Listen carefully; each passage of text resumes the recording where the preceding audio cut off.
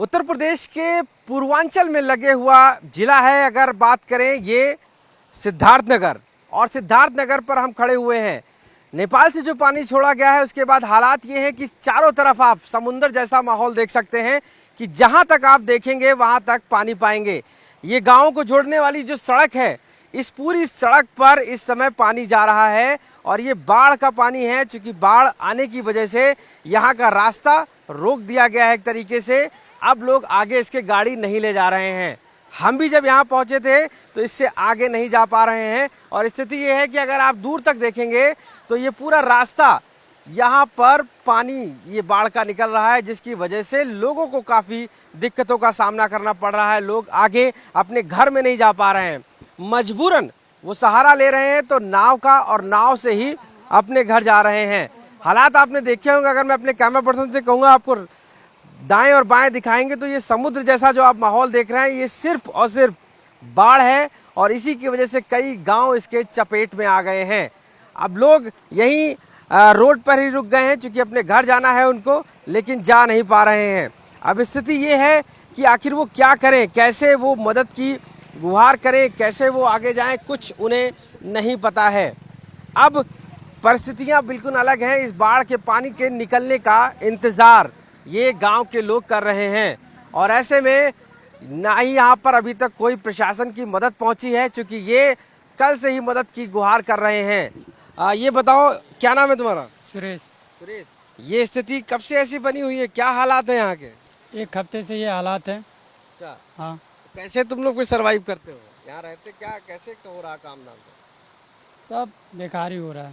सब बेकार खत्म हो गया। ये बताओ क्या नाम है तुम्हारा? मोहम्मद हदीस।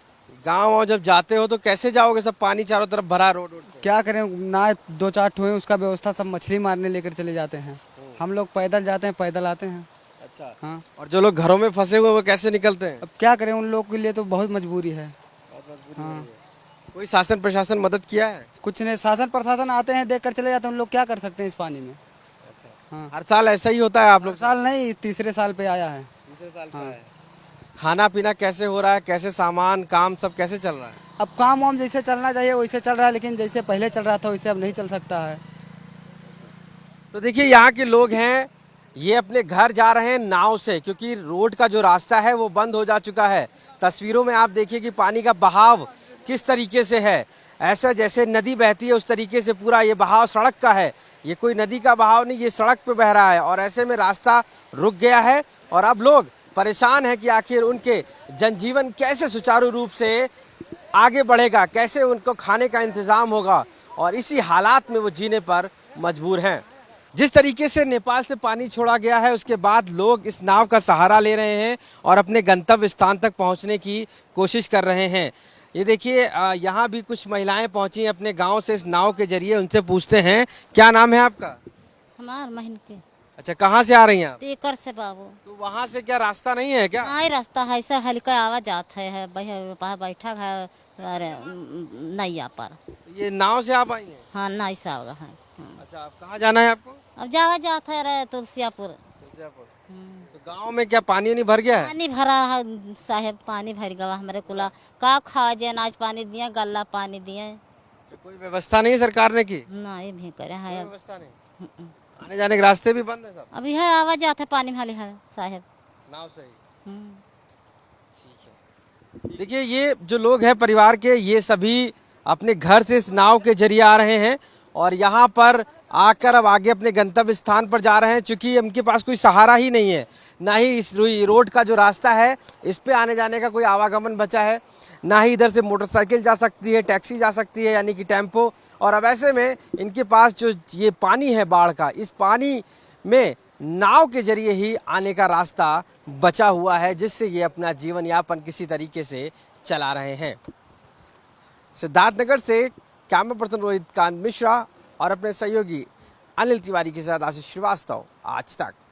जिस तरीके से उत्तर प्रदेश के पूर्वांचल से सटे हुए जिले हैं, जिसमें सिद्धार्थनगर, साफ तौर से अगर हम बात करें, चाहे वो सिद्धार्थनगर है, बलरामपुर है, श्रावस्ती है, इन सभी जगह नेपाल से छोड़ा हुआ पानी पहुंच चुका है। ऐसे में गांव तकरीबन 1 दर्जन गांव ऐसे हैं जो पूरे पानी के जद में आ गए हैं। इस समय हम नाव में मौजूद हैं, आप परिस्थिति को देखकर समझने की कोशिश करें कि हम इस नाव के जरिए उस गांव तक पहुंचने की कोशिश कर रहे हैं जहां तक आम जनमानस नहीं पहुंच पा रहे हैं, क्योंकि ये बाढ़ है और इस बाढ़ के पानी की वजह से लोगों का जीवन पूरी तरीके से अस्वस्थ है। यानी कि आप भी मान के चलिए ये जो नाव है, इस नाव भी बहुत अच्छी कंडीशन में नहीं है, क्योंकि इसका भी पानी इसमें भर जा चुका है। इसको निकालने की कोशिश की जा रही है जिससे कि ये लोग अपने गंतव्य स्थान पर पहुंच जाएं, और हम भी आपको वहां तक पहुंच के ये दिखाने की कोशिश करेंगे कि आखिर उस गांव के लोग कैसे अपना जीवन जी रहे हैं, किस तरीके से यहाँ पर बाढ़ आने के बाद क्या उनको मदद मिल पा रही है। ये बताओ, तुम नाव चलाते हो? अच्छा, क्या नाम है तुम्हारा? मोहम्मद रेहान। ये जो नाव से आते जाते लोग हैं, तुम्हारे इसी नाव से आते जाते हैं? 3 नाव है, तीनों से जाते आते हैं। तो दिन भर में कितने चक्कर लगा लेते हो? जो लग जाता है 12-13 फेरा। 12-13 फेरा। तो कोई पैसा मिलता है, फ्री में लगाते हो? हम लोग तो ऐसे ही मारते हैं। ऐसे ही अपने समाज सेवा करते हो? ये शासन प्रशासन से कोई बोट आई है दिन भर के लोगों को चलाने के लिए इधर से उधर?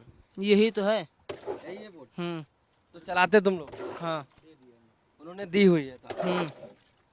तो अब ये लगभग कितने लोग ऐसे हैं जो गांव में वहाँ फंसे हुए आपसे आने के लिए कहते हैं कि हमें उधर ले चलिए, इधर ले चलिए? कितने लोग ऐसे हैं? जो रहता है वो आता है, जो नहीं जिसको काम लगता है वो आता है। स्टीमर वगैरह है यहाँ पे? एनडीआरएफ वगैरह टीम आई है, कुछ ले जा रही है? कल आई थी तो वहाँ तक गई थी, तो वहाँ से फिर रिटर्न चली आई थी, फिर चले गए थे। और फिर परसों रात को आई थी, 3 चक्कर मारी थी, और फिर हम लोग को वहाँ पे छोड़ के चली गई थी, तो हम लोग रोड से गए थे। हाँ, तो देखिए, ये जो हालात आप देखने की कोशिश और समझने की कोशिश करिए, और हमारे जो कैमरा पर्सन आपको दिखा रहे हैं, ये नाव का पानी निकाला जा रहा है इसलिए कि कहीं ना कहीं इस नाव पे ज़्यादा वेट ना पड़े, यहाँ पानी ना भर जाए और ये नाव ना डूबे। तो इसीलिए हम उस गांव तक पहुंचने की कोशिश कर रहे हैं। ये जो सामने गांव है आपको दिखाने की कोशिश करेंगे, ये बुताहा गांव है जिसको बोलते हैं।